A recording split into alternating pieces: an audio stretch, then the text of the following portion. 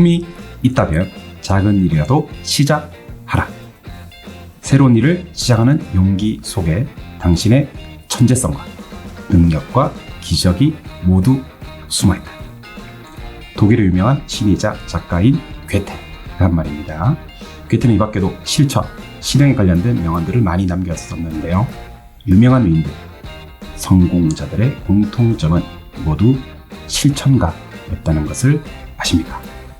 꿈을 갖는 것도 중요하지만 꿈을 이루기 위해서 실천하는 실행력, 무언가를 해보고 싶다는 생각이 있으시다면 지금 바로 실행해보는 것은 어떨까요? 지금 여러분이 할 수 있는 것부터 하나씩 해보기를 권해드립니다. 여기는 레가랜드를 꿈꾸는 라디오. 저는 메꾸라 DJ 쫑디 유정호입니다.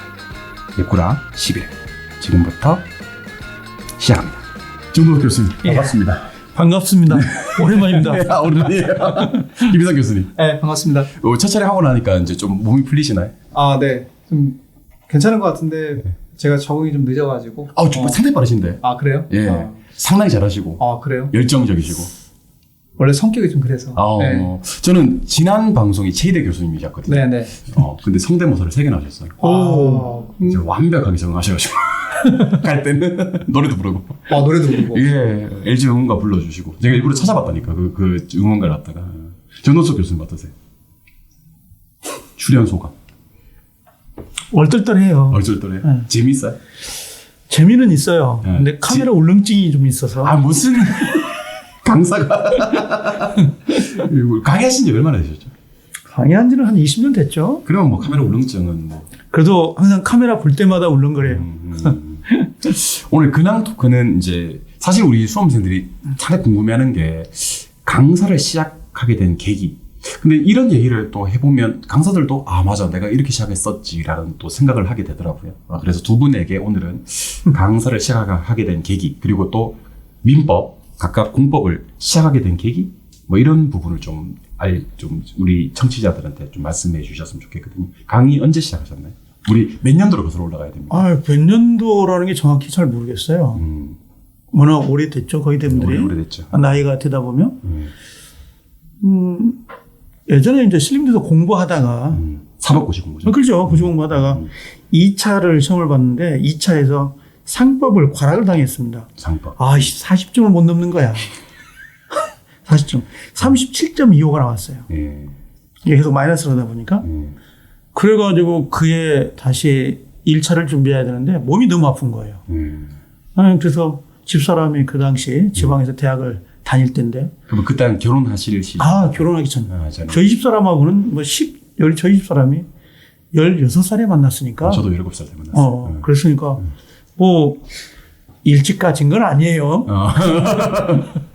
근데 내려가서 이제 공부하다 보니까 집 앞에서 독서실에서 공부하다가 법원직 같은 걸 준비하던 학생이 있었습니다. 지금도 그 친구들은 다 친해요. 그 친구들하고 다 친하고 연락도 하고.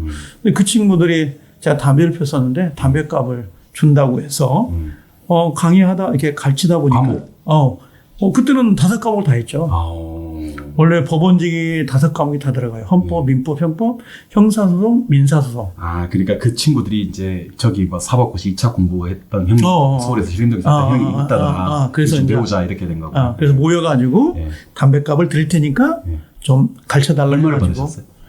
담배값이니까 한 달에 해봐야 10만 원 받았겠죠. 10만 원. 그래도 컸었겠네. 그죠. 그죠. 그때는 백수잖아요. 그렇지. 근데 강의를 하고 그 친구들이 이제 나중에 마무리한다고 학원을 나가서 공부하다가 민법을 들었는데 너무 힘들다는 거예요. 그 실장님한테 제 이야기를 했었나 봐요. 그러니까 이제 쌤한테 소규모로 가입 비슷하게 하다가 오케이. 다른 걸 하려고 이제 제대로 배우기 위해서 학원을 갔었는데 그 민법이 쌤한테 들은 것보다 별로였다. 그래서 이제 나중에 실장님이 전화를 해서 와서 오픈 강의를 한번 해달라. 1시간 해주면 5만 원 준다고 그래서. 어디에 있는 무슨 학원이었나? 기억나요? 광주에 있는 무등고시 학원이라고. 유명한 학원이죠. 유명한 학원입니다. 엄청 큰 학원이죠. 대한민국에서 공무원 학원 치고는 방문가하고 거의 그 정도 유명했었습니다. 근데 거기서 강의를 1시간 정도 했는데 양복도 빌려 입고 가잖아요, 보통. 누가 뭐 양복 입을 일 있습니까? 양복이 없었었어. 당시. 1시간 반 강의했는데 예. 5만 원 주더라고요. 그래서 아, 그거 받고 한 3, 4일 지났나? 5만 원으로 마셨어요? 삼겹살 사 먹었어요. 삼겹살. 잊어먹질 않아요. 아, 요즘 같으면 그 3년분도 못 사는 거예요. 아, 그렇죠. 5만 원 같으면. 근데 그때 집사람이랑 푸짐하게 먹고 네. 그러고 나서 이제 나중에 한 3, 4일 지났나? 네. 독서실에서 총무가 올라와가지고 네. 전화가 왔다고 뭐 받아보시라고. 아, 그때 휴대전화가 없었던 네, 없을 때니까. 아, 밑에 내려갔더니 학원에서 전화가 왔더라고요. 혹시 강의를 할 생각이 없냐고. 강의를. 그래서 1시간에 뭐 얼마 하면 얼마 주겠다. 네. 그게 시발점이 됐는데 하루만 할 수밖에 없다. 나는 시험 공부를 해야 되니까. 그런데 한 달 하고 나니까 55만 원 주더라고요. 하루에. 나중에 한 달.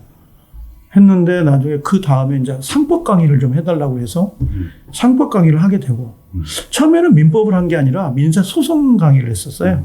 민사소송법을 지금 아마 공법하고 계셨던 분 예전에 고광표 선생님이라고 얘기했어요. 거기서 민사소송을 하시다가 중개사 강의를 하시겠다고 서울로 올라오시면서 그걸 제가 바톤을 연결받아가지고 강의를 했죠. 굉장히 오래됐네요. 근데 뭐 이력서를 넣어가지고 강의를 시작한 게 아니고 저희 때는 다 그랬던 것 같아요. 네, 그냥 불러가지고 그냥 강의 잘하니까 한번 해봐. 얼마 줄 테니까 막 알바로 시작했다가 그게 직업이 돼버린 거죠. 지금 시험도 다 포기한 거. 포기하고. 얼마 벌 때 포기를 선언하셨나요? 저는 3개월 때부터 200이 넘었던 것 같아요. 아, 꽃길 걸으셨네. 네, 그래서 꽤 걸었네 진짜. 200 넘어가지고 20년 동안 그 연봉을 계속 유지합니다. 지금까지 굴곡이 없었던 사람 중에 하나. 그러니까 쭉 이렇게 금액이 올라가고 나서 금액이 떨어져 본 적이 네, 떨어진 적도 없고 월급을 떼어본 적도 거의 없어요. 원장님들이 너무 잘해 주셔가지고 항상 그 상태를 유지했던 것 같아요. 방문각에서도 그렇고 여기 와서도 감사하게 외가에서도 정동섭 쌤이 그런 걸 좀 잘 보시는 것 같아요. 이렇게 학원 이렇게 월급을 줄 학원이다 아니다 뭐 이런 걸. 근데 원장님하고 나는 월급을 얼마 주세요라고 한 번도 내 입으로 해본 적은 없어요. 근데 원장님들이 지금도 나가고 있는 원장님들이 다 이렇게 알아서 해주더라고요. 민법 강의를 하게 된 어떤 계기는 뭘까요? 원래는 민법 강의를 했었는데요. 원래 민법 강의 하다가 제가 거의 한 18년 전에 그 암으로 수술을 한 적이 있습니다. 암이요? 네. 어떤 암? 위암으로. 수술을 했었는데 그 당시에 한 1년, 2년을 놀았어요. 쉬었어요. 몇 살 때 혹시? 30대. 30대. 네. 초기 발견하셨나요? 그렇죠. 그래서 3분의 1을 잘랐죠. 75%를 잘라고 수술을 했는데 계속 전화를 그때 내가 대학원을 다닐 때입니다. 형사법 전공을 할 때게 시간 강사하고 계속 전화가 오는 거예요. 학원서 강의를 좀 해달라고 민법 강의를. 근데 너무 힘든 거예요. 민법 강의는 힘들다. 그러면 공시라도 좀 해달라. 공시법을. 그래서 얼뜻결에 공시법을 강의를 하게 됐었는데 그 당시 이제 저기 방문각에서 누구 이사님이 이름 갑자기 박준호 이사님. 갑자기 그 서울 강남에 방문각에 공시 선생이 없다고. 그분이 원래 민법을 불렀었는데 그 당시 제가 이제 수술을 하는 바람에 못 올라왔고 그 뒤로 한 2, 3년 있다가 공시로 이제 오게 된 거죠. 공시 왔는데 공시도 1년밖에 못 했습니다. 1년 있다가 갑자기 방문각 본사에서 야, 민법 선생님이 없어. 민법 좀 해줘. 그래가지고 민법으로 갑자기 돌려가지고 강의를 하다 보니까 벌써 그게 한 또 10년이 넘어갑니다. 그렇게 왔네요, 여기까지. 그래서 매각까지 오게 된 거고. 근데 너무 감사하죠, 뭐. 감사합니다. 그 민법을 바꾸신 건 잘 결정하셨다고 판단되십니까?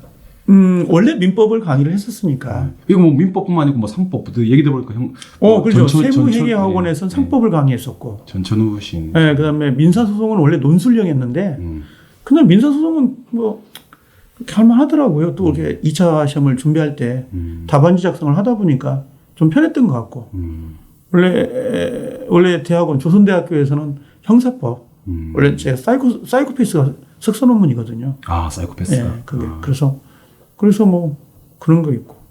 여기 와서는 또 계속 그랬어요. 계속 와서 이제 또 사회복지 전공하고 한성대학교에서 졸업하고 이번에 최근에 졸업한 건 방통대학교에서 또 농업 전공해가지고 졸업했고. 학위가 몇 개 그러면? 학위는 학부는 3개 반. 3개 반. 반은 이제 마치지 못해가지고. 그래서 지금 뭐 그렇게 왔네요. 수없이 공부를 하는 것 같아요. 근데 공부는 거짓말을 안 하는 것 같아요. 자기가 투자한 만큼 반드시 나오는 게 공부 같아요. 공부가. 우리가 사업을 하거나 장사를 하면 웬만큼 투자하면 그게 안 나와요. 배신을 당하기도 하고 그러는데 공부는 안 그런 것 같아요. 중개사 공부든 무슨 공부든 간에 자기가 투자한 만큼은 꾸준히 나오는 것 같아요. 근데 우리 다 교수님들 보면은 참 열심히 해요. 열심히 하니까 그만큼 일탈한 소리도 듣잖아요. 이렇게. 그러니까 그런 거 보면 거짓말 하지 않는다. 그 생각은 들더라고요. 김상 교수님은 어떻게 강의를 하게 된 계기? 그리고 공법 강의를 하게 된 계기? 저도 뭐 사실은 강의를 하려고 한 건 아니고 선배가 광명에서 공인중개사 학원을 냈어요. 몇 년도로 거슬러 올라갑니까? 그게 지금 14회 2003년도. 2003년. 그때예요. 예. 조그맣게 낸 거거든요. 예. 근데 이제 그때 이제 막 모아야 되잖아요. 근데 그렇죠. 처음 학원을 냈으니까 한계가 있는 거죠. 인맥의 한계가. 그래서 와라. 일단 놀러 오라 그래가지고 놀러 간 거거든요. 근데 이제 시험 끝나고 이제 쉬는 시간에 갔는데. 역시 사법고시. 그렇죠. 예. 근데 갔더니 공법을 좀 하라고 공법만 비웠대요. 사실은 내가 이제 공법을 하러 간 건 아니고 다른 건 다 찾는데 공법만 비웠대. 아무도 안 한대요. 어렵다고. 너가 좀 해라. 그래서 전 좀 어려울 것 같은데 제가 좀 낯도 가리고 다른 사람 앞에서 강의하는 것도 좀 내향적이라서. 근데 이제 한 번만 좀 해보래. 한 번만. 그래서 갔는데 학생들이 10대 명 있었어요 그때. 그래서 강의를 했는데 저는 그냥 강의를 한 거거든요. 그걸 보고. 근데 강의를 했는데 학생들이 뭐 별 재밌는 얘기를 안 하는데 막 웃어요. 막 깔깔거리고 막 웃고 막 되게 좋아하는 거예요. 생각이 좀 그런 게 있는 것 같아요. 이렇게 별다른 농담이 없는데도 수험생들이 그러니까 나도 재밌게 들으시더라고요. 이해 못하는데 난 내가 농담하려고 하는 건 아니거든요. 근데 이제 하다 보면 뭐 이렇게 좀 툭툭 나오는 말이 좀 있어요. 그런 것들. 왜 그러는 거예요? 막 이런 식으로 이제 하는 게 또 있고, 아이고, 도대체 왜 틀리는 거야? 막 이런 식으로 이제, 충청도 사투리 같은 걸 좀 써요. 우리 와이프가 충청도 사람이라, 그런 말이 조금 이렇게 얘기를 하다 보면 이게 저한테 좀 영향을 좀 주거든요. 그래서, 그런 말 쓰고, 그 다음에 뭐 직무유기 이런 것도 하다 보면 나오는데, 그걸 가지고 학생들이 되게 재밌어 하더라고요. 그러니까, 저는 그 농담이 이게 기획된 농담이 아니라 강의를 하면서 나오는 농담이거든요. 근데 그게 이제 의외의 농담이니까 좀 좋아하는 거예요. 약간 의외성 있는 것 같아요. 네, 그래서 내가 좀 능력이 있나 이런 생각이 좀 들더라고요. 그러니까 반응이 좋으니까. 첫 강의인데 아무것도 모르고 하는 강의인데도. 그래서 야간반도 했는데도 주간반 했던 사람이 또 와서 또 듣고 막 그러더라고요. 2번씩. 너무 재밌대. 근데 나는 그게 이해가 안 되는 거지. 근데 이제 그런 식으로 가서 그러지 말고 이거 한번 해보자 우리. 선배 좀 도와달라. 그래가지고 거기부터 이제 많이는 안 했고 했는데 그때 한 70만 원 받은 것 같아요. 70만 원. 그때. 그래서 그때 70만 원이면 적은 돈은 아니거든요. 아니죠. 그래서 고맙더라고요, 되게. 그래서 오전, 오후, 야간 이렇게 두 타임 했는데 이렇게 주니까 고맙더라고요. 그래서 거기서 그 선배가 좀 자리를 좀 잡으면서 다른 데에게 소개를 이렇게 시켜줬죠. 그래서 나 이게 더 좋은 것 같아, 공부하는 것보다. 공부를 그만두고 이걸로 했는데. 그럼 강의 첫 해 공부 적으신 겁니까? 네, 그렇죠. 나 이거 내 길이다. 이런 생각이 좀 들어가지고. 난 재밌어요. 왜 프리하잖아요. 네, 맞아요. 제가 이제 성격이 어디에 이렇게 소속되고 막 이렇게 그런 거를 좀 별로 안 좋아하는 성격이라 자유로운 걸 좋아하거든요. 그러니까 거기 강의 시간 빼고 내 시간이니까. 그렇죠. 맞습니다. 중간 시간도 자기 시간. 그렇죠. 자기가 하고 싶은 걸 하니까. 그래서 그게 이제 시작이 돼가지고 한 개가 두 개가 되고 두 개가 세 개가 되고 이런 식으로. 해서 강의를 시작했습니다. 시작하셨을 때 좀 이렇게 좀 이색적인 경험이라든지 처음에는 어쨌든 많이 이렇게 유명하진 않았으니까. 유명하지 않았으니까 네. 지방으로 많이 다녔죠. 지방 어디 다니셨어요? 청주, 대전, 계룡도 갔다 왔어요. 계룡. 충청도랑 인연이 많으시네. 네. 그다음에 이제 송탄, 송탄. 평택. 송탄? 송탄이 평택 바로 옆에 있어요. 맞아요. 남부에. 네. 경기 남부. 그 터미널 있는데 알아. 그 송탄 옛날에 그 선배가 연식해줘가지고 그때 강의 같이 했던 사람 중에 신대용 교수. 오, 예. 그때 이제 그 나이 때고 그때 내가 결혼했어요. 신대용 교수는 그때 총각이었지. 맞아요. 그때 같이 했던 분 중에 이제 기억나는 분이 그분이고, 예. 그 다음에 이제 저기 청주를 한번 가는데 제가 코란도 타고 다녔거든요. 그런다. 근데 그때는 이제 제가 시흥에 살았기 때문에 결혼을 하고 시흥에서 정착을 했기 때문에 이 없어요 버스가. 그 차를 갖고 가야 돼요. 몇 시간 걸렸죠? 그때 밥 먹고 갔거든요. 새벽 6시에 가가지고 한 2시간 반 정도 걸린 것 같아요. 2시간 운전해서? 네, 운전해서. 밤에 또 운전해서 오고? 그렇죠. 근데 그게 힘들다는 생각은 안 했어요, 별로. 강의하는 게 나는 게 재밌으니까 또 그게 강의하는 게 재밌는데 또 경제적으로 또 보상이 나오니까 너무 좋은 거예요. 근데 이제 가다가 어느 날은 제가 조금 늦게 출발을 했거든요. 그래서 일찍 출발하는데 좀 늦잠을 자가지고 늦게 갔어요. 근데 이제 거기 청주 IC 지나갈 때 거기가 코너가 이렇게 좀 가파릅니다. 이렇게 돌아가는 게.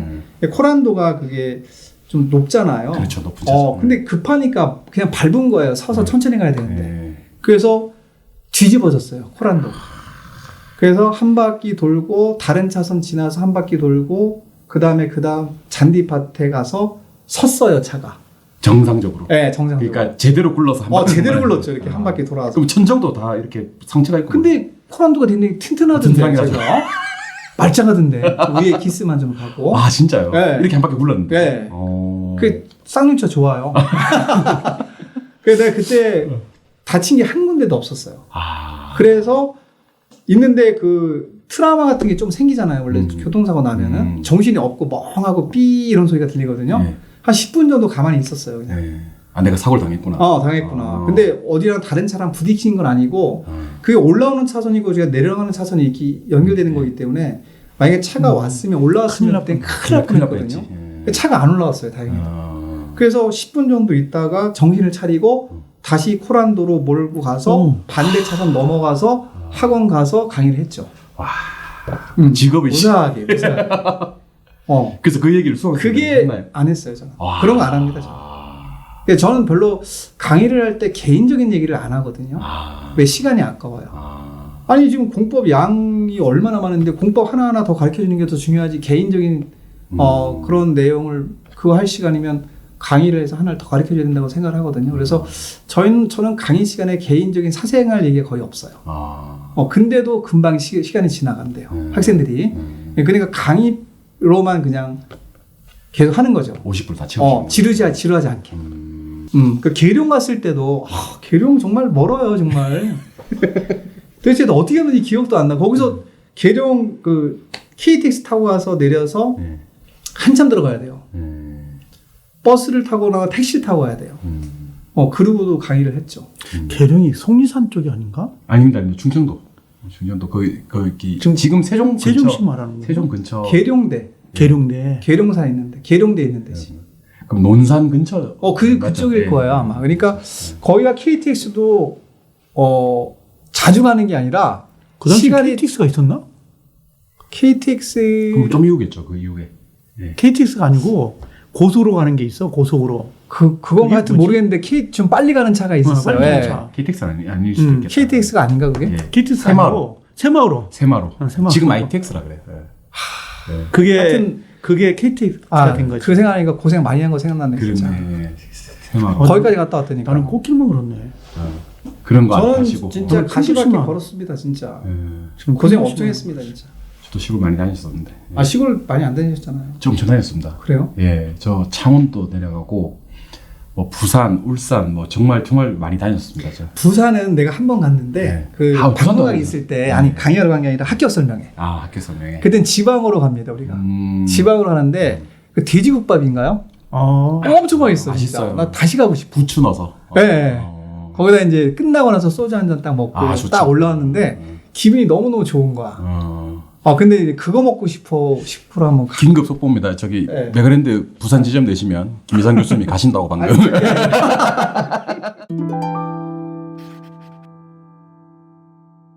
자, 이번 뒷담화 주제도 역시 민감한 주제입니다. 이 주제는 공인중개사 인가뿐만 아니라 모든 온라인 강의에도 해당되는 주제일 것 같은데요. 공인중개사 인가를 선택할 때 기준, 과연 브랜드로 선택해야 되는가? 아니면 강사력을 보고 선택해야 하는가입니다. 그러니까 브랜드 vs 강사력이죠. 우리 교수님들은 어떻게 생각하시는지, 인강 선택할 때 브랜드를 먼저 보고 선택하는 게 맞다, 아니면 강사력을 먼저 본 후에 선택하는 게 맞다. 우리 정동석, 정프로부터. 저는 가장 중요한 건 선생님 같아요. 강사력. 선생님, 예. 왜 그러냐면 모든 학생들의 고미를 만족할 수는 없어요. 분명히 일타라고 하지만 안티편도 있을 거고, 맞습니다. 좋아하는 편도 있단 말이에요. 근데 대체적으로 대세는 그거예요. 우리가 보통, 이건 제 개인 사견입니다. 20살이 넘어가면 결혼을 하고 30살이 넘어가면 애를 낳잖아요. 40이 넘어가면 애를 키우거든요. 근데 그 기본 라인에서 이탈이 되려면, 이탈이 되는 경우는 뭔가 여러 가지 조건을 갖춰야 되거든요. 똑같아요.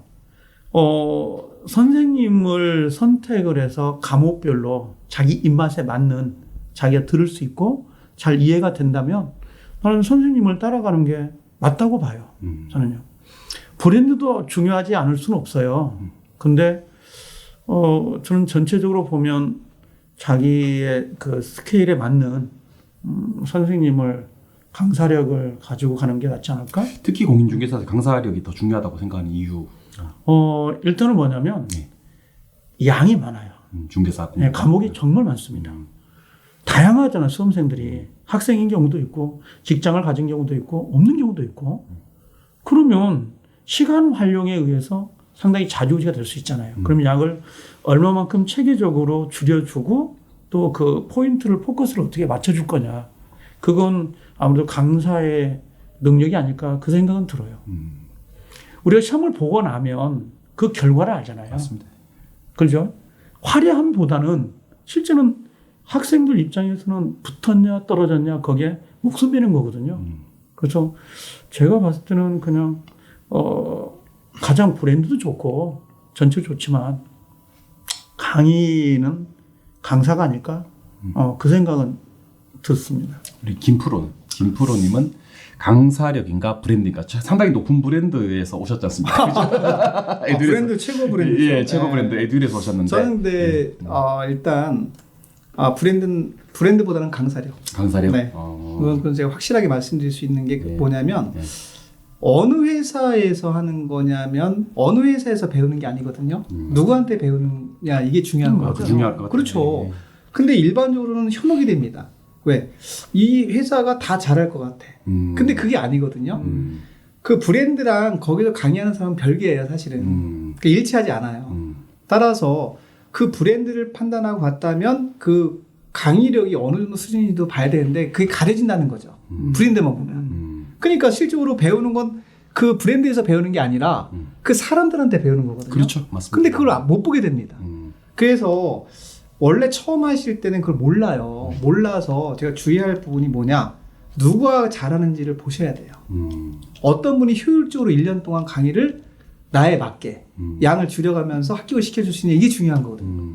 사실 100개를 공부해야 되는데 100개를 다 강의하는 건 누구나 할 수 있는 거거든요. 근데 100개를 50개로 줄여서 합격을 시켜줄 수 있으면 그게 일타가 되는 거예요. 제가 볼 때는. 그런 사람한테 배우면 꽃길, 제가 말씀드린 거 꽃길을 가는 거예요.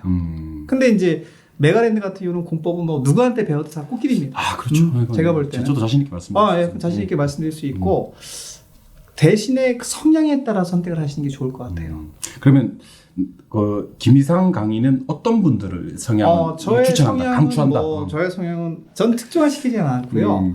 다만 조금 더 기본적인 걸 뭐 이렇게 기본적인 거 중심으로 이렇게 강의를 하진 않습니다, 저는. 그러니까 아예 기본적인 거를 내가 강의를 듣고 싶다면 제 강의를 들으면 약간 어려울 수가 있어요. 그러니까 어떤 분이 얘기를 하는데 뭐 젊은 코드다 이런 얘기를 많이 하더라고요. 그러니까 저는 이게 왜 이래 이런 걸 설명을 잘 안 드려요. 결론만 얘기합니다. 왜냐면 시험에 이게 왜 그래 이게 아니라 얘가 어디에 속해 있고 얘가 어떻게 나온다, 어떻게 준비하자, 이런 걸 가지고 강의를 하거든요. 그래서 그런 거에 초점을 맞춰서 강의를 하기 때문에 저는 뭐 아직 기초부터 막 이런 것들은 물론 해드리긴 하지만 그거보다는 시험에 곧바로 나올 수 있는 것들을 활용할 수 있는 방법, 그 중심으로 강의를 하기 때문에 나는 진짜 수험적인 공부를 해야 되겠다. 그러면 저한테 강의를 들으시면 될 것 같아요.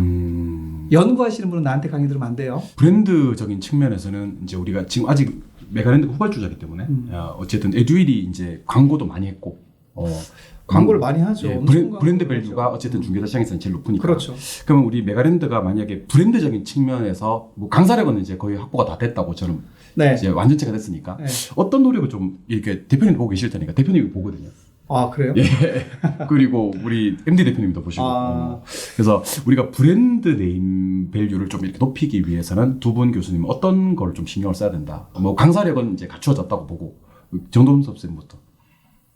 메가랜드가 참 어려운 질문 하시네요. 그렇죠. 이게 리허설이 없는 거라서. 눈치를 봐야 됩니까? 괜찮습니다. 마음 먹고 얘기하셔도 됩니다. 메가랜드가 강의가 다 들어보면 다 좋다고 해요. 좋다고 해요. 맞아요. 그건 이거 들어보신 분들은 10명이면 10명 중에 7, 8명은 다 좋다고 그래요. 이탈이 안 돼요. 쉽게 말하면 모르고 들어왔는데 들어보면 안 나가요. 네, 그게 큰 장점이거든요. 이제 유입을 시키는 게 문제인데 에듀윌은 원래 광고가 너무 많이 돼 있다 보니까 너도 나도 A로 들어가거든. 잘하는지 몰라. 모르죠. 그냥 듣는 거야. 그냥 에듀윌이라는 그 하나의 브랜드에 그냥 브랜드 보고 들어가는 거예요. 들어가 있는 거지만 네. 메가랜드는 정말 준비하는 사람들, 재수생들. 시장에서 메가랜드를 수업을 들으셔본 사람들은 10명이 들어와도 2, 3명이 이탈이 되더라도 8명은 남아있거든. 이게 큰 장점인 것 같아요. 좀 아쉬운 게 있다면 홍보인 것 같아요. 광고인 것 같은데 우리가 단순히 숨어있는 광고를 하는 게 아니라 나타내는 광고를 해야 될 것 같아요. 이렇게 나타내는 광고라는 것은 지나가다가 눈 돌렸는데 그게 보이더라. 그런 광고를 해야 되지 않을까. 돈을 좀 써라. 그게 결론인데. 다음에 못 나와요. 잘리는 거 아니야? 유작이 될 것 같습니다. 다음에 못 나옵니다. 이제 끝났어요. 우리 김프로 입장에서는 이제 저는 브랜드 네임 밸류 제가 방문가게도 있고 에듀윌이 있었잖아요. 그렇죠. 근데 이제 방문각은 광고는 별로 안 합니다. 안 하죠. 많이 안 하고 에듀윌은 광고 반대 개념의 회사거든요. 근데 저희가 이제 방문각 처음 시작할 때 점유율이 굉장히 높았지만 받는 돈이 얼마 안 됐거든요. 그러니까 이제 그때를 생각해 보면 그게 이제 처음에 그때 인강생들을 모아놓고 합격자 모임을 처음 했어요. 그때 20명인가 왔어요. 저녁에 모여서 이렇게 얘기도 하고 그러면서 이제 술도 한잔 하고 그랬거든요. 그게 모여서 80명 되고 100명이 된 거예요. 근데 그게 광고로 이루어진 거냐? 그건 아니거든요. 전 그렇게 보지 않습니다. 입소문이 더 중요해요. 저는 개인적으로. 광고라고 하는 거는 영원한 게 아니라 돈이 들어가야 돼요.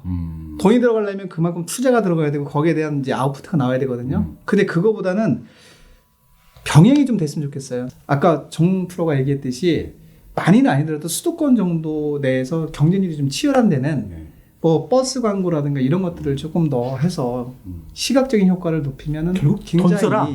아니 저는 돈을 많이 쓰라는 얘기가 아니라 조금만 쓰라는 얘기예요. 가성비 잘 좀 드세요. 입소문을 먼저 내고 거기에 부가적인 효과를 누리려면 광고도 어느 정도는 좀 필요하다. 네. 광고는 좀 필요한 것 같아. 유작이다. 이게 매꾸라 다시 또 나와야 되는 거야.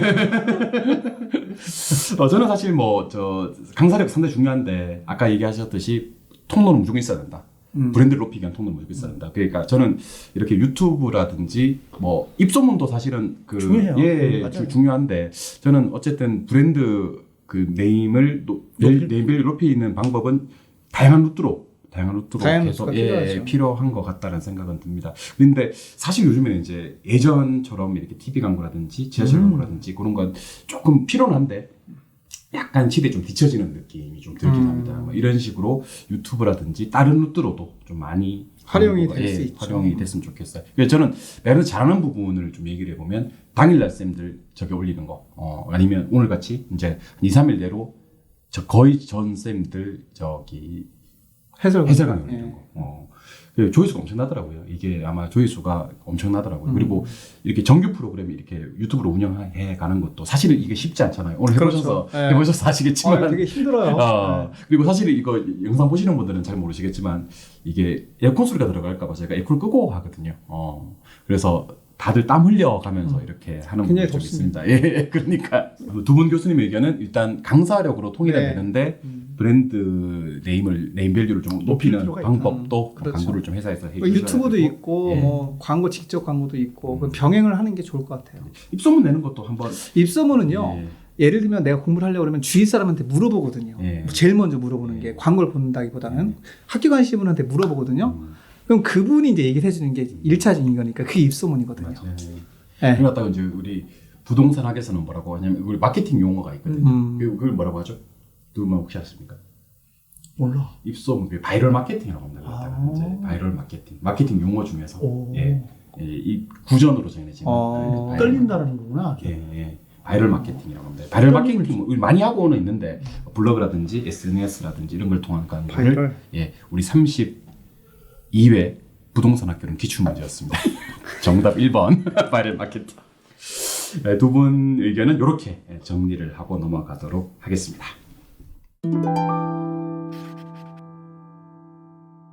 자, 이제 다음 순서 바로 수험생들의 사연, 고민에 대해서 얘기해 보는 시간입니다. 여기 사연 이슈 이제 시작해 보도록 할 건데요. 이번에도 역시 많은 분들이 홈피를 통해서 사연을 보내주셨는데요. 그분에서 몇 분 직접 선정해 봤습니다. 사연이 채택되시면 우리 아이스 아메리카노 드리고 있으니까요. 많이 보내주시면 좋겠습니다. 이번 사연은 우리 정프로가 한번 읽어주시는 걸로. 이게 30대인데 자 30대 남자 목소리입니다. 남자 목소리 이종땡님의 사연입니다. 안녕하세요. 맥구라를 열심히 듣고 있는 애청자입니다. 너무 60대 같은데 제가 조금만 더 젊게 영하게 한 번만 더 자 시작. 안녕하세요. 좋아요.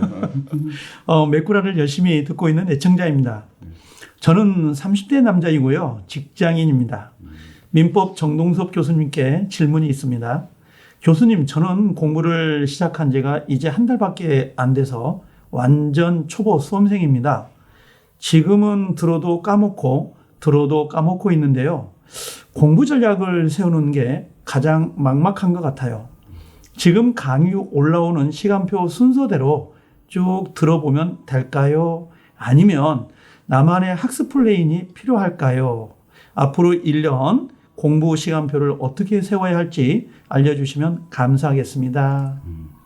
일단 직장인 남자분이시고 공부와 이제 그 직장을 병행 우리 수험생인 것 같은데 강의만 쭉 들어도 될까? 아니면 강의 외에 플랜을 또 전략이 따로 필요한가? 이런 부분에 대해서 질문을 주신 것 같아요. 전략을 짜주실 필요는 없을 것 같고 이제 굵직굵직한 민법의 공부 토대 플랜을 한번 얘기해 주시면 좋을 것 같네요. 정말 어려운 질문인데 어려운 질문이죠. 어려운 질문입니다. 이게 어떻게 보면 참 포괄적인 질문이기도 하고 공부를 하는 수험생 입장은 우리가 중개사가 어려운 게 강의하는 것도 어렵지만 10대도 있고 20대도 있고 30대, 40대, 50대 직장인 그렇죠? 아니면 여사님, 남자, 애가 있는 경우 없는 경우 거기에 따라 상황에 따라 플랜이 다 달라지기 때문에 시간을 어느 정도 확보할 수 있느냐 그것도 문제가 될 것 같고 그래서 일단 민법만 놓고 본다면 동영상이 보통 우리가 월요일날 촬영을 하면 월요일날 오후 6시 정도에 동영상이 올라가요.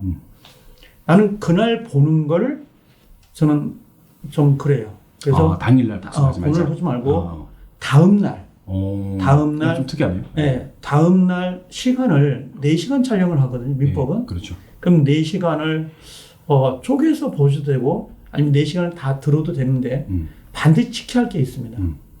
만약에 우리가 월, 화, 수, 목, 금까지 토요일까지 수업을 듣고 예를 들면 월요일치 수업은 화요일날 듣고 화요일날 수업은 수요일날 듣고 수요일날은 목요일날 듣는데 토요일날은 무조건 일요일날은 무조건 쉬어야 돼요.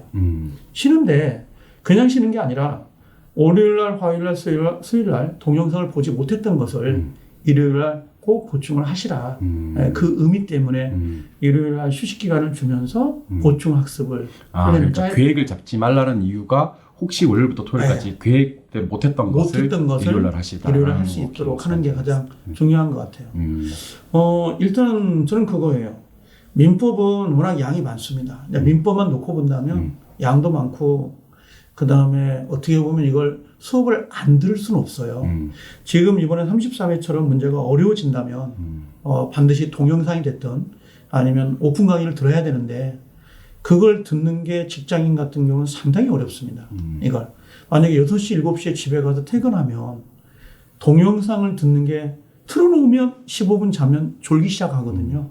그럼 4시간짜리 수업을 듣는다는 게 굉장히 어려워요. 이걸. 그래서 반드시 토요일 날하고 일요일 날은 시간을 확보할 수 있는 기간이 분명히 필요하다. 1년이면. 그 생각은 들어요. 동영상이든 오픈이든 반드시 들어야 된다. 수업은. 근데 하루에 다 들으려고 하다 보면 다 들을 수가 없거든요. 그래서 보충학습이 분명히 필요하다는 생각이 들고요. 그리고 아까 우리 희상 선생님처럼 이야기했던 것처럼 선생님 말을 잘 듣는 게 제일 좋습니다. 가장. 이것만 하세요. 그러면 이것만 하셔야 되는데 전눈질을 하면 안 돼요. 양이 점점 늘어나 버리면 지쳐버리거든요. 그냥 가볍게 플랜을 좀 편안하게 짜고 가는 게 가장 중요하지 않나 생각은 들어요. 저는 처음은 뭐 사실은 플랜을 짜지 말고 무작정 강의를 한번 들어보는 것도 분위기 파악이라고 하죠. 예. 사실은 우리 수험생들이 공인중개사에 대해서 지식이 전혀 없는 상황에서 플랜을 막 짜면 사실 그게 쓸데없는 계획이 나중에 되는 경우가 상당히 많더라고요. 제가 봤을 때는.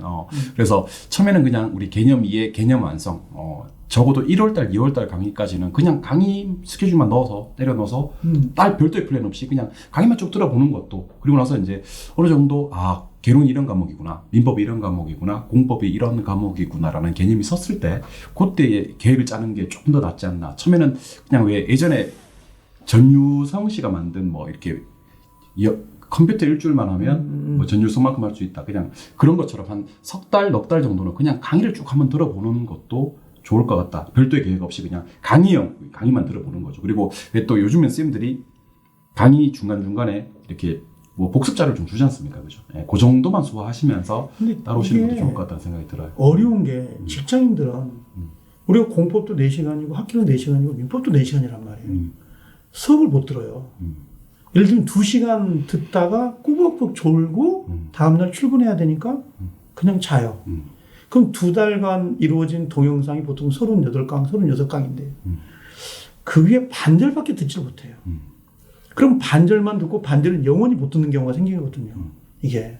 그러니까 우리가 동영상을 다 본다는 것이 정말 어려운 건 분명히 있어요. 그래서 만약에 직장 생활을 하신 분들은 토요일날 일요일날 반드시 보충학습을 해라는 이유가 그게 있는 거고, 그 다음에 그건 있는 것 같아요. 11월, 12월, 그 다음에 1월, 2월, 3, 4월 과목이 6과목이지만 강약을 어떻게 조절을 해야 될 필요가 있지 않겠냐. 네, 그 생각은 드는 것 같아요. 전체 6과목을 플랜을 다 돌리잖아요. 아마 지쳐서 안 되죠. 중간에 포기할 확률이 높거든요. 강약 조절. 네, 강약 조절은 분명히 필요한 것 같아요. 이건요. 우리 어떻게 생각하십니까? 지금 공부를 좀 시작하시는 분들, 지금 공부를 시작하시는 1차를 먼저 하셔야죠. 1차를 먼저 한다. 1차를 먼저 하시고 1차를 어느 정도 이제 먼저 어느 선상 위에 올린 다음에 2차 하는 게 맞지 않을까요? 그러니까 저는 그 2차는 지금 그냥 강의만 듣고 듣는다. 1차는 정확히 복습도 해가면서. 그러니까 저는 이렇게 강조를 하는데 1차가 2과목이잖아요. 민법이랑 개론이 있는데 다 할 필요는 없다. 마음에 드는 거 고득점 할 수 있는 걸 먼저 잡아라. 그 70점 나오고 나머지 50점 나오면 된다. 이런 개념으로 가는 거거든요. 원래. 그래야 내가 공부할 양이 줄어들어요. 이걸 둘 다 70점 이상 맞을 필요가 없거든요. 왜 60점 이상이면 합격이니까. 그래서 1차에서 한 과목 잡고 2차, 그 다음에 1차가 됐을 때 2차. 그래서 3월 이후가 될 거예요. 아마 5월 정도나. 그때 2차로 진행을 해서 2차는 무조건 중개사법을 잡아야죠. 잡아야 되죠. 85 이상. 공법은 60. 제가 제시하는 게 60. 근데 수험생들은 50으로 잡을 거예요, 아마. 잡더라도 전 60을 잡거든요. 60 잡고 들어가도 뭐 실수 많이 한다 하더라도 50이니까. 그 다음에 이제 공시세법 뭐 60 정도, 50 정도 하면은 점수 나오지 않습니까? 그러니까 그런 식으로 해서 공부를 하셔야지 이거를 똑같은 시간을 할애해서 할 수는 없어요. 그러니까 전략을 하나씩 잡아야 되는 거죠. 그러니까 그걸 이제 우리가 합격 전략, 과목. 1차는 개론이나 민법 중에 하나를 잡고 2차는 무조건 중개사법. 저는 개인적으로. 근데 가끔가다 2차를 공법으로 잡으시는 분이 있습니다. 공법 너무 재밌대. 하지 말라 그래요, 저희가. 하지 말라고. 왜냐면 공법 어려워요. 공법은 무조건 중개사법. 이렇게. 담당 과목에도 불구하고 아니, 공법을 제가 전략 과목으로 아니까 잡는 워낙 것은 양이 많으니까 그거는 여러 국토교통부령이나 이런 데 내면은 답 없거든요. 그렇기 때문에 공법은 정말 난이도 높이 내면은 65점, 70점이 만점이 되는 거예요. 그러니까 고득점이 좀 어렵죠. 그러니까 중개사법을 하는 게 맞는 것 같아요. 두 분 얘기 중에서 저는 이제 좀 정리를 해보면 일단 일요일 날을 하루 좀 비워놓는 거 그건 참 상당히 좋은 것 같아요. 그러니까 월화수목금토에서 못했던 부분을 일요일 비워놓은 날에 한번 일요일까지는 계획을 잡지 말자. 어차피 월요일부터 금요일까지 잡아도 계획을 짜놔도 계획을 실천하기가 맞습니다. 쉽지가 않아요. 쉽지 않습니다. 그래서 그걸 빠진 부분을 일요일 날 시간 내서 종교 활동하신 분들은 뭐 아침에 갔다 오셔가지고 오후에 잠깐이라도 한두 시간 정도로 할 수 있다면. 희상쌤 희상쌤 오늘 제가 이렇게 얘기를 나눠보는 게 거의 처음이지 않습니까? 네. 제가 보는 건 두 번째 뵙지만 상당히 이제 제가 봤을 때는 철저하게 효율성을 강조하시는 것 같아요. 제가 네, 봤을 전 때는. 수험생이니까. 그럴 수밖에 없죠. 완전 효율성, 네. 자격 시험에 완전 최적화해서 그렇죠. 효율성을 좀 강조하시는. 네. 그좀 인상 깊어요, 상당히. 1차에서도 과목별로 이제 좀 효율적으로, 그렇죠. 2차에서도 접근을 해가지고. 중개사법, 그런 효율성을 좀 강조하시는 거. 나는 그것은 있어요. 예전에는 민법이나 학개론 중에 1차 과목이 있잖아요. 둘 중에 하나를 선택을 해서 운영해 나가는 게 맞거든요. 근데 이번에 33회 오면서 그게 와르 무너져 버렸어요, 저는. 왜 그러냐면 민법을 고득점 맞아야 되겠다. 작년처럼 나왔다면 그게 가능했었는데 이렇게 변칙이 들어오면 민법에 고득점 80점 맞고 나머지 점수를 넘겨주면 학개론에 되거나 학개론 점수를 높이고 민법을 넘겨주면 되는데 학개론도 그려져버리고 민법도 그려져버리면 이걸 실패를 볼 확률이 높다는 거예요. 그래서 저는 민법이고 종호 선생님은 이제 학개론이지만 저 같으면 지금은 민법과 학개론 어떤 편중을 주는 게 아니라 두 개를 조그맣게 24개 정도 두 개를 다 목표를 갖다 놓고 공부를 해야 되지 않을까? 그 생각이 든 거예요. 난이도가 높다 보니까. 네. 마치 자녀가 두 명이 높아져 있는데 버리니까 첫째는 못 살고 둘째는 여의치 않고 막 이런 상황이야. 모험을 하기가 어려져 버린 것 같고 그다음에 2차 과목은 중개사법이 맞아요. 중개사를 잡아야 되는데 항상 중개사법을 잡아야 되고 공법도 무시를 못하는 게 과락이 나와버리면 과락이 왜 나오냐고. 근데 우리는 과락이 왜 나오냐고. 과락이 안 나올 거라고 생각을 하는데 이번에도 2차만 준비한 학생들이 과락자가 꽤 많아요. 있습니다. 2차만 준비했는데 아까도 한 명. 우리 생각에는 그래요? 과락자가 없을 거라고 생각을 하는데 우리 생각이지. 그래서 수험생들은 훅 하고 불면 흔들려 버린다니까. 그래서 그게 문제가 되는 것 같아요. 그냥. 공법은 과락을 변하자? 예, 과락, 면과락. 그런 게 좀 알겠습니다. 필요한 것 같아요. 자, 사연을 남겨주신 이종땡님 감사드리고요. 내년 시험을 준비하면서 아마 이종땡님 같은 고민을 하시는 분들이 상당히 많을 텐데요. 앞으로 1년 지금부터 계획을 잘 세워야지 무리 없이 합격하실 수 있을 거라고 생각이 됩니다. 이번 시험에도 역시 10일의 방송을 듣고 사연 남겨주시는 분들에게는 추첨을 통해서 5분에, 이것도 10분 합시다. 10분. 10분에게 정동섭 교수님의 시그니처 민법 마스터북을 드릴 예정이니까 10분. 김 팀장 듣고 있나? 10개. 오늘 방송 보시고 홈페이지 통해서 많이 사연 남겨주시면요. 정동석 교수님의 민법 마스터북 10개를 마구마구 쏠 겁니다. 사연은 꼭 수험과 관련되지 않아도 되니까 뭐든 자유롭게, 자유형식입니다. 그냥 뭐 이렇게 정말 이상한 사연도 괜찮으니까 어차피 소개 안 되면 되는 거니까. 이런 거 정동석 교수님 잘생겼어요 이런 거. 그건 안 됩니다. 이번 사연 남겨주신 이종땡님도 정동석 교수님의 민법 마스터북 교재를 한 권 선물로 드리겠습니다. 박수 한번. 앞으로는 이제 좀 통 크게 제가 왜 자꾸 10개로 드리냐면 좀 통 크게 선물을 드리고 있다 우리 맥구라가 그렇죠. 좀 더 네. 강조를 하고 싶고요. 그리고 제가 미리 말씀을 드립니다만은 계산기도 제 사인 계산기 10개도 제가 협찬을 하겠습니다. 할 테니까 마구마구 그냥 막 쏘는 거예요. 그냥 이렇게 그냥 글만 남기면 그냥 이종호 교수님 저 계산기 주세요. 김희상 교수님 여기 책에도 주세요. 그다음에 정도석 교수님 마스북 주세요. 그러면 막 드릴 테니까. 나도 책에도 하나 주세요. 2차 네. 사연 이슈는 이렇게 마무리를 하도록 하겠습니다. 두 분 강의하면서 기억에 남는 수험생 아니면 꼭 수험생이 아니더라도 에피소드 지금도 연락하고 지내는 수험생 있나요? 저는 있죠. 저는 좀 오래 가는 것 같아요. 한번 트고 지내면 오래 가는 것 같아요. 공무원 강의할 때도 만났던 친구. 그럼 몇 년 되신 거예요? 그러면? 그 친구는 20년 넘었죠. 와. 처음에는 학생이고 나는 선생이었는데 지금은 결혼하기 전에 총각 대학생이니까 지금 공무원인데 뭐 아들 둘, 딸 하나 다 이름을 내가 지어줬으니까 장명을 하십니까? 장명까지 다 해주고 그 친구는 지금도 참 특징적이에요. 생일만 되면 꼭 뭐를 하나 보내요. 1년에 한 번씩. 정말. 연락이 없다가도 갑자기 연락이 오면 반가운 친구. 그런 친구고 중개사를 강의할 때는 여기 노량진 강의할 때에 만났던 그 약간 뭐라 할까요? 이렇게 장애가 있었던 분인데 어디 쪽 장애? 네. 걷는 것도 불안정했고 말하는 것도 얼얼했어요. 그래서 중개사 자격증을 따가지고 업을 할 수 있을까라는 의문이 있었는데 그분은 상당히 하고 싶어 했어요. 자격증을 땄고 그 뒤에 갑자기 찾아오신 거예요. 자격증 따고 나서. 네. 그래서 이제 이야기하고 같이 커피 한잔 먹고 그러는데 선생님 저 공무원 준비를 해야 될 것 같아요. 그러더라고요. 중개사 자격증을 따고. 네, 떠듬떠듬 이렇게. 그 지금은 합격을 해서 지금 서울시청에서 근무하고 있습니다. 나이가 젊어요? 아니에요. 애도 둘이 있었어요. 애도 둘도 대단하시네. 있었고 대단하시네. 노력을 정말 열심히 하신 분이에요. 우리 정말. 그러니까 결국은 어차피 지나다 보면 다 기억이 남잖아요. 모든 학생들 다 기억이 남지만 유독 기억에 남았던 건 그분 같은 경우는 할 수 없는 여건임에도 불구하고 그렇게 노력을 해서 살아가는 게 정말 대단한 것 같아요. 그런 것 같기도 하고. 지금도 계속 연락하고 지내시죠? 그렇죠. 문자 오고 그래요, 항상. 이번에 33회 이제 희한했던 것은 지역학원의 그 중학생짜리. 이번 33회. 예전에 구리에 그 구리 박물관에 다녔던 최연소 14살짜리. 14살. 14살짜리가 최연소였을 건데 그 뒤로 얘가 아마 최연소일 거예요. 몇 살이요? 이번에. 고1. 고1 와. 고1. 고1이면 몇 살? 17살. 지금 17살인가? 16살에 11월 달, 작년 11월 달 학기 시작하면서 준비해가지고 이번에 마무리 1, 2차를 동시에 함께 한 거예요.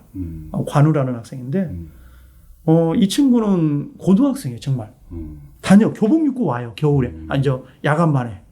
근데 야간반인데 한눈을 판 적도 없어. 수업은 다 들어. 특강은 다 들어. 왜 넌 특강까지 다 듣니? 그랬더니, 마지막 특강. 마지막 특강도 체험학습인가? 그걸 내놓고 와서 들었던 거예요. 근데 결국은, 전부 다 합격을 했는데 되려 미안해. 왜? 그랬더니 점수가 낮게 나왔다는 거. 60 몇 점으로 합격을 했는데 1차 가장 좋은 거예요, 60점이. 근데 대단한 거지. 그 16살짜리, 17살짜리가 합격을 하니까. 공부머리가 있는 거 아니에요? 그건 모르겠어요. 원래 중개사라는 게 뭐 공부머리가 있어야 되나요? 있어야지, 조금. 그런가? 네. 근데 너무 성실해요. 애가 성실하고. 하긴 뭐 우리 시험은 성실하면. 젊을 때 나를 보는 것 같은 느낌이 듭니다. 그건 아닐 것 같은데요. 아니 원래 똑똑했던 사람이에요. 원래 똑똑했던 사람이에요. 정호선님이. 그런 친구들이 기억에 남더라고요. 김인산 쌤은 네. 지금 개인적으로 연락하고 지내는 수험생 있습니까? 개인적으로 연락을 많이 하거나 안 할 것 같은데. 별로 저는 많이 하진 않습니다. 기억에 남는 수험생은? 저는 70대가 넘어서 공부를 하신 분인데요. 여기 남자분. 저기네. 네? 남자. 예. 남자분. 어르신. 할아버지. 근데 그분이 지금 4년을 하셨거든요. 근데 이제 처음에 가서 강의를 할 때 1차를 붙고 2차만, 그 다음에 2차만 하셨어요. 근데 2차만 하시는데 이게 잘 안 되는 거예요. 2차가 좀 어렵잖아요. 그렇죠. 1차보다. 한번 떨어지셨어요. 그 다음에 또 1차만 또 붙고, 그 다음에 2차가 붙었는데, 우시더라고, 와서. 정말 고맙다고. 그래서 저는 뭐 한 게 제가 뭐 있겠습니까만, 제가 요거 하세요, 그러면 요거 하고. 근데 그분이 공통점이 뭐냐면, 제가 이런 생각을 했어요. 이 공인중개사라고 하는 시험 자체가 꾀부리지 않고 열심히 하면 언젠가는 붙는다. 맞아요. 언젠가 붙어요, 진짜. 근데 그 언젠가가 좀 빨라지려면 더 열심히 해야 되는데, 70대 정도 되시면 이게 건망증이라는 게 일반적인 30대나 20대보다는 차원이 훨씬 더 그냥 차원이 다릅니다. 그냥 금방 까먹습니다. 이렇게. 맞습니다. 근데 그런 분들이 붙었다는 것 자체가 좀 대단한 것 같아요. 그분이 지금 강남에서 그때 개업하신다고 연락이 한번 왔었는데 지금 잘 하시는 것 같아요. 대단하신 것 같아요. 70대라고 하니까 난 73세 합격하신 분을 그러니까 수원 경기에서 봤거든요. 근데 이분은 난 정확하게 70대 정도까지는 모르고 그것만 알고 정확한 나이는 모르겠는데 하여튼 그 분의 내가 노력 그거는 그분도 수업을 한 번도 안 빠지고 특강도 한 번도 안 빠지고 모든 걸 다 들어. 그분 내 기억에 남는 73세. 그분은 당이 떨어지니까 수업 시간마다 그 혜태 알사탕을 먹는 거야. 땅콩 알사탕. 그런 건 가능해요. 까가지고 미리 갖고 온 거야. 그 수업을 하고 있으면 쳐다봐. 손 한쪽에서 주물럭주물럭 그 까는 걸 입에 넣으려고 타임을 보고 있다가 돌아서면 얼른 누워. 그랬던. 그 쌤한테 신뢰가 될까봐. 그래서 그런 예의를 지키는 거죠. 그래서 맞아요. 그럼 난 속으로 나도 하나 주면 좋을 것 같은데. 사탕 좋아해요. 사탕 좋아하시는구나. 정프로가 사탕 좋아해요. 이거 좋아해. 단 거 이런 거 있죠. 좋아해. 근데 그걸 안 친하시다면서 잘하시네. 안 친하진 않은데 그런 건 제가 알고 있습니다. 우리 2023년 시험을 준비하는 수험생들한테 이제 새롭게 출발하시는 분들이 계시니까 응원 메시지 우리 종동 수업생님 한번 남겨주실래요? 간단하게 남겨주셔도 됩니다. 공인중개사를 준비하겠다고 마음을 먹으면 웬만하면 끝처리까지 완주를 했으면 하는 바람이에요. 중간에 가다 보면 엎어질 수도 있고 또 힘들 수도 있고 좋을 때도 있는데 일단은 중개사는 시험이거든요. 그럼 결과가 좋아야 돼요. 그럼 결과가 좋으려면 거기에 가는 과정 중에 노력이라는 거, 인내라는 건 분명히 필요한 것 같아요. 그래서 노력과 인내가 반드시 있어야 된다. 세상에 공짜는 없잖아요. 그게 결론입니다. 그리고 따님이 곧 다음 달에 이번 달이네요. 이번 달. 17일 날. 네, 17일 날 수능 시험을 앞두고 있죠. 수시가 지금 결정이 됐나 아니면 정시로 가나요? 수시 넣고 아직 수시는 정시로 갈 거예요. 정시로 갈 거예요. 정시로 갈 건데. 그러면 수능을 앞두고 있는 또 따님한테 영상 편지 한번 꼭 해야 됩니까? 해야 됩니다. 다현아, 딸 사랑해. 너무 학교에 너무 가려고 스트레스 받지 마. 건강하면 돼. 그냥 옆에 있으면 되는 거 아닌가? 화이팅. 아빠 돈 잘 버니까 너무 걱정하지 마. 걱정해. 많이 벌어. 자, 김희상 교수님도 이제 네. 2023년 새롭게 출발하는 우리 새내기 수험생들한테 한마디. 메가랜드 믿고 따라오시면 합격하니까 너무 걱정하지 마시고 여기 있는 교수님들 믿고 1년 동안 열심히 공부해서 내년에는 합격하는 모습으로 뵙겠습니다. 지금 아드님이 나이가 혹시 9살입니다. 9살. 이름 어떻게 되죠? 김대연. 김대연. 대연이한테 아빠 그래도 이제 메가랜드 회사로 옮겼지 않습니까? 어쨌든 이직을 하고 이제 아빠도 사실은 이제 좀 어색한 부분도 좀 있을 거고 설레임, 두려움 이런 것도 여러 가지가 있습니다. 복합적입니다.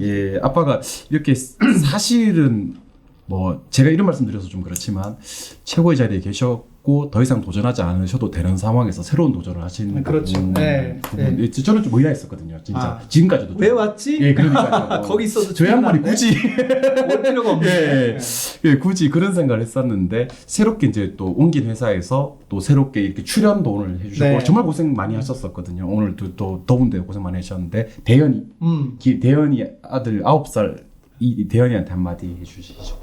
대연아, 아빠 유튜브 나왔다. 사랑해. 앞으로 유튜브 좀 조금만 보고 공부 열심히 하자. 화이팅. 사랑해 이런 것도 좀 사랑해. 꿈꾸는 대로 되는 하루. 꿈꾸라 메가랜드를 꿈꾸는 라디오. 다음에도 저 쫑디 DJ 이종호와 함께 해주실 거죠. 저는 이만 물러나고요. 메가랜드를 꿈꾸는 라디오는 메가랜드 땅땅TV 팟빵 홈페이지에서 언제나 들을 수 있습니다. 그리고 팟빵 오디오 클립 유튜브 채널 구독, 좋아요 꼭 부탁드리겠습니다. 맥부라는 여러분들의 성공과 합격을 응원합니다. 매주 금요일 11시에 또 만나요. 수고하셨습니다. 고맙습니다.